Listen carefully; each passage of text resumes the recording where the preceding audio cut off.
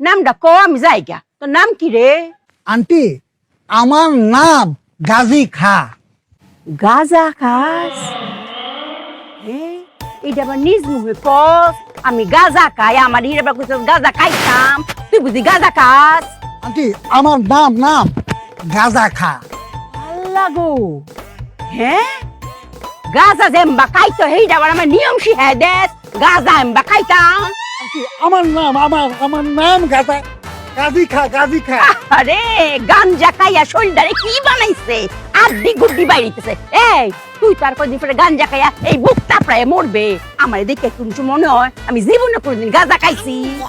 কোন সময় গাঁজা খাইস না, গাঁজা খাইলে মরে যাবে গা। গাঁজা খাইস না ফুট। কইলাম তো আন্টি আমার নাম গাজী খা।